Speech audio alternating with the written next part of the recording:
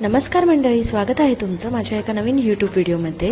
तर आजचा दिवस खूप छान होता। आज गुरुपौर्णिमा होती, त्यामुळे सकाळी लवकर उठलेली, अगदी 6:30लाच आम्ही उठलेलो आणि छानपैकी देवाची पूजा करायची होती, त्यामुळे हेअर वॉशसुद्धा केलेला आणि त्यानंतर देवाची पूजा राहुलने पहिली केली, त्यानंतर मी केली आणि मग मी जसं की प्रत्येक ब्लॉगमध्ये सांगते की प्रत्येक सणाला मला म्हणजे त्या सणाची रांगोळी काढायला खूप आवडतं।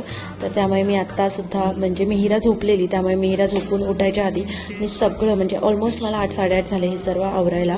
त्यानंतर जेवण करायचं आज नव्हतं, कारण आम्ही स्वामींच्या मठात जाणार होतो, त्यामुळे जे काय जेवण होतं ते संध्याकाळी। सो मी आत्ता फक्त देवाला घरामध्ये मी शिरा नैवेद्य दाखवला आणि मी आज येलो कलरची साडी नेसली होती, कारण सगळ्याच जणी फ्लोअरच्या बोलल्या की आज साडी नेस म्हणून।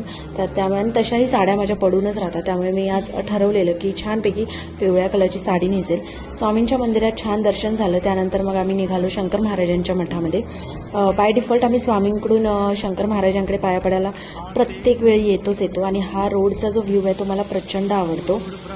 गुरुपौर्णिमेला व्यास पौर्णिमा असं देखील ओळखलं जातं आणि ती आषाढ महिन्यातली जी पौर्णिमा असते त्यावेळी साजरी केली जाते। गुरुपौर्णिमा हा आपल्या गुरुजनांचा आदर करण्याचा आणि आशीर्वाद घेण्याचा दिवस असतो, त्यामुळे बहुतेक लोक म्हणजे अगदी शंकर महाराजांच्या मठात बघायला गेलं तर बऱ्याच लांबच्या ठिकाणाहून तिकडे दर्शन घ्यायला लोक येत होती। अगदी गाड्यांची पण लाईन लागलेली, पूर्ण पार्किंग फुल झालेली, एवढी इथे गर्दी असते। त्यामुळे जर तुम्ही गुरुपौर्णिमा किंवा असं कोणत्या स्पेशल सणाला जर इथे येत असाल तर तुम्ही लवकरच जावा, कारण अशा चांगल्या दिवशी भरपूर लोक येतात, गर्दी होते आणि दर्शन चांगलं होत नाही। त्यामुळे जर लवकर गेलात तर दर्शन खूप छान होईल। शंकर महाराजांना खूप छान अगदी बघत राहावंसं एवढं छान सजवलं होतं, त्यांचा जो पूर्ण मंदिरच बघायला गेलं तर, आणि त्यांचा लुकसुद्धा आज वेगळाच दिसत होता एकदम। आणि स्वामीसुद्धा खूप छान दिसत होते, बाजूलाच मंदिर आहे तिथेसुद्धा आम्ही गेलो आणि मग आम्ही घरी जायला निघालो। आणि ह्या तिघीजणी बघा एका बाईकवर हे 4 जण बसलेले आहेत, कसे बसतात यार हे लोक। ते बोलतात की आम्हाला गावापासूनच सवय आहे तशी बसायची।